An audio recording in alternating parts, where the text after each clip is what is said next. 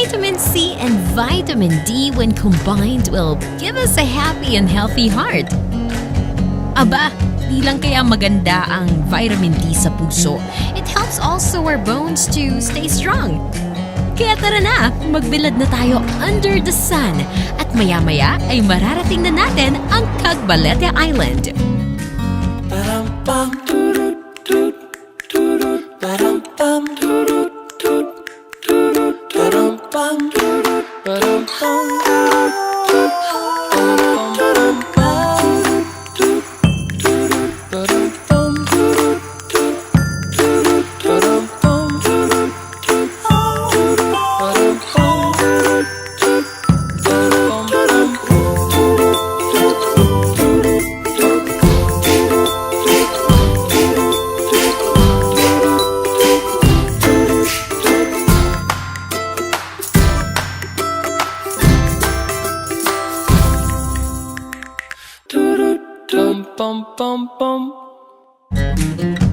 Wondering how to get to Cagbalete Island? Madali lang dahil marami nang pumupunta para bumisita sa isla. May port na from Mauban Mainland going to Cagbalete. 100 pesos lang ang pamasahe papuntang Cagbalete plus the environmental fee of 50 pesos lang naman. Murang-mura na, 'di ba? Pero dapat sumunod sa boat schedule na 9 a.m. to 10 a.m. sa umaga at 3 p.m. to 4 p.m. naman sa hapon. Siyempre, preference mo na kung gusto mong bumiyahe ng maramihan at kasama ang iba't ibang tao. O kasama ang barkada o pamilya. O magpaka-romantic ngayong kapapalit lang ng taon. Why not, diba? O magpaka-senti at hanggang ngayon, mag-isa ka pa rin. Nasa iyo naman yun. Almost 1 hour lang naman ang biyahe, then the boat will drop you off to Sabang Port or sa resort where you will stay. Sako pa rin ng Municipality of Mauban, Quezon ang Cagbalete Island, pero it's not the usual na government or publicly owned because this place is privately owned. Alam ko nasa isip nyo. Tanong ko rin kung sino nagmamay-ari ng buong isla eh. But actually, tulad sa mga lupa on mainlands dito sa bansa na iba-iba ang nagmamay-ari, may total land area ang buong isla na 1,640 hectares located at the east of Quezon. Ito siya. It is an island, meaning a body of land surrounded by water. Right, children? Yay! The water surrounding this island is from the Pacific Ocean and Lamon Bay. Do you wonder kung bakit Cagbalete ang name ng isla? See those? Yes! Balete, Baliti, Balite. Oo, siya yun. In the Philippines, it is considered na medicinal plant. Oh ha? Witi ng lola nyo, di ba? At eto pa ha, there were 10, 10 species of weeping fig o puno ng balete ang matatagpuan dito sa Pilipinas. Balete ang puno na pangkaraniwan at talaga namang marami noon pa, as in noon, bago pa ito maging civilized tulad ng nakikita natin ngayon. Kaya naman pag naglalaglagan na ang mga dahon nito, kailangan kagkagin o kalakayin. Kagkagin ang dahon ng balete. At doon nagsimula ang pangalang Cagbalete. At siya nagtatapos ang ating istorya tungkol sa Cagbalete. Joke lang! Ganun-ganun na lang yun? Siyempre hindi! Dahil magsisimula pa lang tayong maglibot sa puting buhangin ng Quezon. Sama na sa trip, cause island activities are waiting. Dali, marami pa tayong pupuntahan under the sun. At after magbabad sa pamamasyal, silipin naman natin ang ating tutuluyan.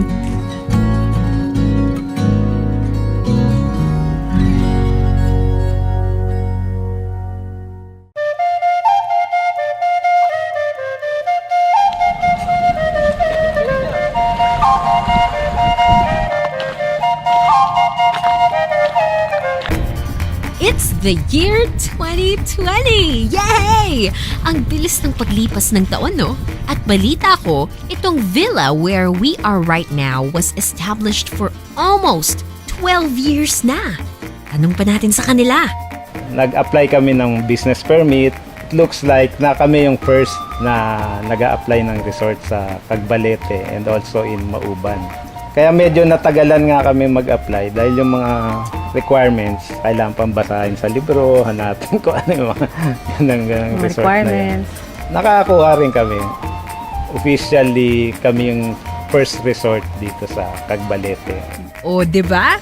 Sila kasi ang may-ari ng first ever resort dito sa Cagbalete Island. Sina Sir Tonet at Ma'am Tess. Teka, mali ata dinig ko. Bakit parehong babae? Ako si Winston Reyeg. Nickname ko Tonet. Nickname naman pala kasi ni Sir Winston.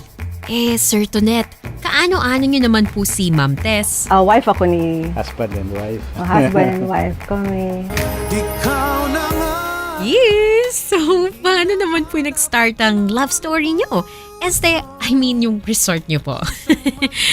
Yung daughter namin, nag-study sa UP, BA, thesis niya, itong resort na yun. Wow! Ibig sabihin pala, itong resort ay product ng thesis? Oh, alam nyo na guys ha, galingan natin sa mga thesis natin, baka magka-resort din tayo. Si ate girl nga, natulungan niya parents niya. Sir Winston at Ma'am Tonet. Wait, nalito ko. Sir Tonet at Ma'am Tess pala. Paano naman po nakatulong sa inyong daughter?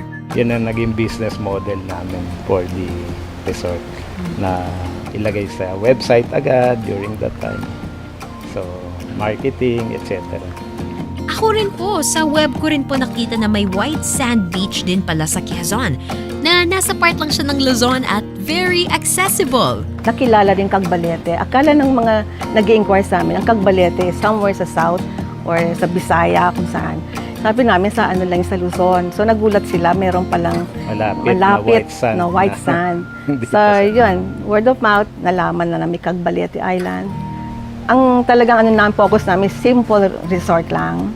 So yun talagang affordable ng mga guests. They will enjoy. Hindi naman kailangan na bonggang-bongga yung resort mo. Tama ka dyan, Ma'am Tess. Di naman talaga dapat bongga ang vacation, lalo na kung urita lang naman. Kagaya ko. Parang at home ka ba? Homey atmosphere. Yun ang namin. Parang feeling ng mga guests, part sila ng family. That's right. Mag-check in na talaga ako rito. I have a feeling na dahil family na tayo very affordable yung rooms dito. Yung big cottage A namin, that's good for 20 people. Ang rate niya, 6,000 overnight. So pag hinati-hati nila yun, magkano lang pa nila. Tapos may entrance na 50 per head. 6,000 divided by 20 equals 300 plus 50, edi 350 lang per person? Ayos ah! Sir Tonet, what if di naman po aabot ng 20 persons? Let's say mga 12 persons lang po, ganun? May medium cottage kami, good for 12. Ang rate naman nun, 3,800 overnight. Kasya 12 people. Paano po pag may nag-back out na joiner tapos 8 na lang kami? Yung small cottage is good for 8, 3,300. Yun yung mga fun room namin. Perfect for barkada or team buildings, di ba? Trip pang mag-aircon. Don't worry, syempre meron yan. Meron kami yung pinakamalaki namin, good for 6. Minsan pwede ring 8. 4-5 siya overnight.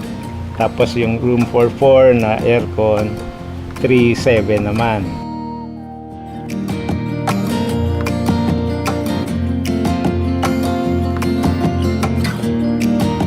Tapos yung good for 2, 2-7.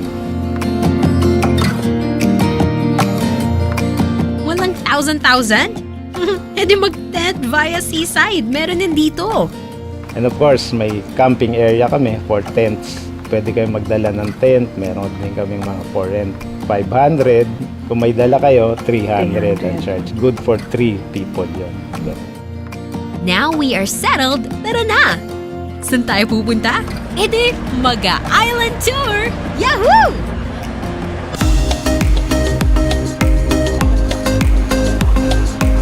Sa pag-register pa lang, pwede na tayong magsabi kaagad-agad kung gusto nating mag-rent ng boat o kaya naman ay mag-ask sa friendly local boatman na nandito lang sa isla.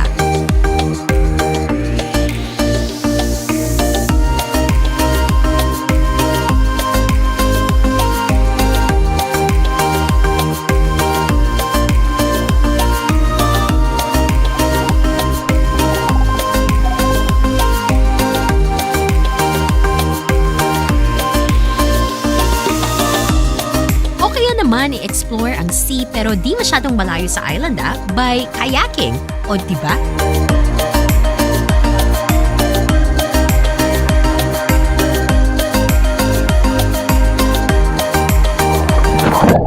At di mawawala ang snorkeling.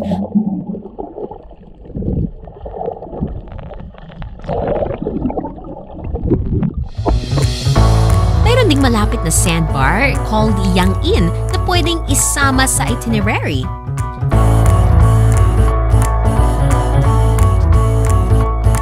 Kung di pa trip ang magpapad sa ilalim ng araw habang bumabaybay sa dagat, pwede rin namang mag-horseback riding muna tayo ala Marimar. Napaghahalataan age ko rin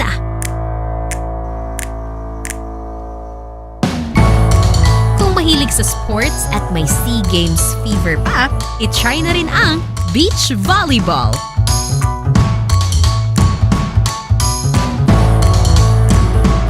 Ang mga maubanin, kagaya ng sabi nila sa atin na likas na mapagmahal sa kanilang kalikasan at kulturang kinagisnan. At para ma-maintain ang ganda ng isla, isang asosasyon ang binuo ng mga naninirahan din dito mismo sa Cagbalete. Ang main objective noon is ma-organize yung mga resort para may harmonious relationship yung mga resorts, and then yung environment mapangalagaan, saka to coordinate din with the local government. Paano nga po ba madidescribe ang Cagbalete? This is my happy place. Yes, sir.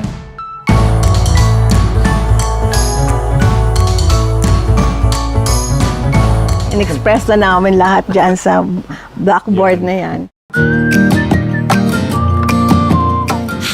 Happy naman talaga sa place na to. Sinong hindi happy? Sulit at affordable from fare to activities and accommodation. Di talaga kailangan ng bonggang budget for vacation. Plus, ang mga pagkaing luto nila Ma'am Tess ay talaga namang oozing with delicious taste.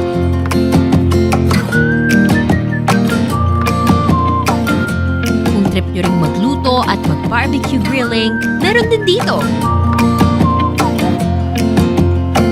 At isa sa must-try na putahe nila dito ay ang coconut crab o commonly known as kuray.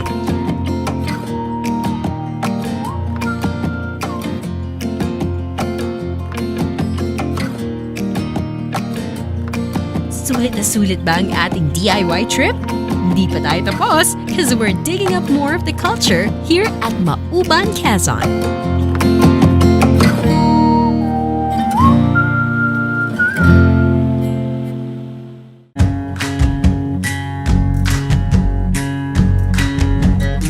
Talking about culture, di mawawala ang musika, awit, produkto at syempre, sayaw. If we trace back how a dance was made, mapapansin natin na ang mga ito ay base kung ano ang nakapaligid o di kaya'y nakagisnang gawin ng mga tao sa isang lugar. Parang dito, sa Mauban. Wala kaming dance na natago. Nababalikan na ginawa ng aming mga ninuno. Ay, wala. Medyo napahiya ako ng konti doon 0.10%. Ma'am Annie, wala po ba talaga? Yun yung tunay na kami. Sabi ko nga po yung tunay na maubanin. So what we did is to come up with a dance. And that is an occupational folk dance mula sa paglalala. Ayun naman pala. Kala ko mali yung na-research ko na merong pamosong folk dance ang mga taga-Mauban, Quezon.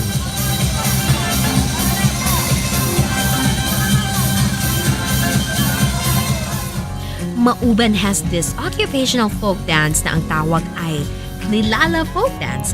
Hango sa karaniwang hanap buhay dito sa probinsya noon na paglalala ng buri. Ang mga kababaihan dito ay kilalang maglalala ng sambalilo, other products na made from buri tree. Buri is a native palm na makikita din sa ibang bayan.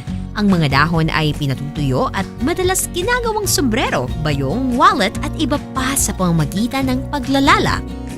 So ngayon, gumawa kami ng awit, gumawa kami ng sayaw. Siyempre, folk dance dahil sinasayaw ng aming Maubanin. Kaya makita mo, ano na yan, sinasayaw na halos ang lahat.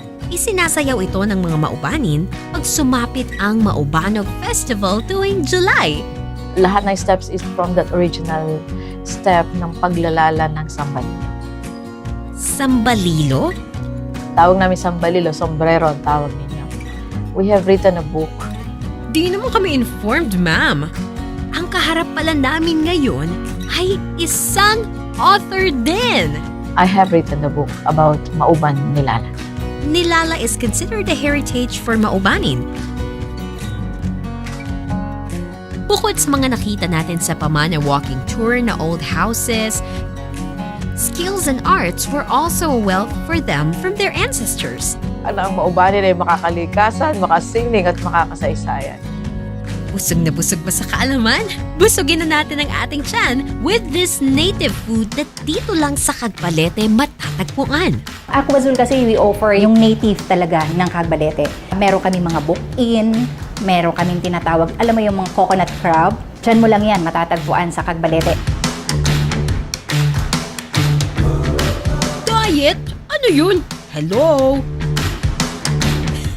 Kung sanay sa urban setting at trip pa rin na i-full experience ang Cagbalete Island, punta na sa Aquazul Hotel and Resort. Kami lang yung nag-o-offer talaga ng sa room accommodation with full amenities. Lahat inclusive. Soap, shampoo, dental kit natin, towels, everything. I mean, wala ka nang i-worry. Aba, may pool pa sila for you to choose from. Pwedeng sa dagat o kaya sa pool magtampisaw. Working while on vacation?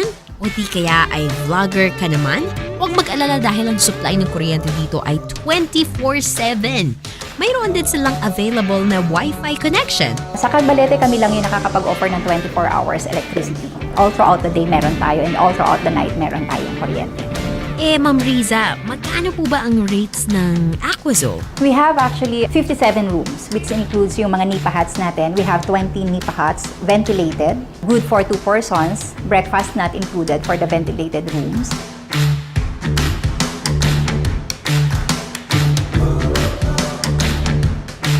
Yung cottage rooms natin, which is ang rate natin is 4,000, good for 2 persons, breakfast inclusive.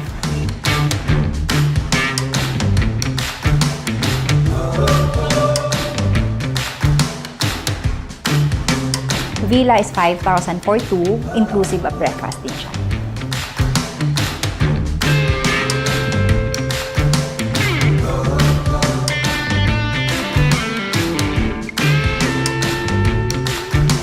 They also offer sumptuous meals na talagang pack na pack sa inyong mga tummy, from breakfast, lunch, dinner, at maging merienda. Swak na swak sa panlasa ang kanilang mga food offerings. At wait, there's more. Aside from pool swimming, guests can use other resort facilities like wall climbing, zipline ride, basketball at kayaking. They can also arrange island tour activities like snorkeling, yang-in, sandbar hopping, river cruise at marami pang iba. Sulit na sulit, di ba? Just 4 to 6 hours away from Metro Manila, tada! May white sand beaches na, di ba? At di naman kailangan gumastos ng bonggang-bongga. Super easy! So makakarating ka na nga ng Mauban kahit less than 1,000 lang ang nasa bulsa mo. Pero syempre iba yung pabalik. Basta, paalala lang sa bawat trip na ating pupuntahan, dapat responsable tayong turista. San man yan? Siyempre, ang gusto namin i-promote ay isang responsableng turismo na kung saan ay pinahalagahan yung sariling kultura, pinahalagahan yung identity ng community, at saka yung sinasabi ko yung kultura na bumubuo sa aming lipunan. Yung mga bisita sana ay tingnan niyo. Dapat #responsible tourism tayo ha? Every time we stroll places. O, sa susunod na Sunday ulit ha? Walang mawawala. Joiners, call time is 10 o'clock in the morning. Sama na, dali!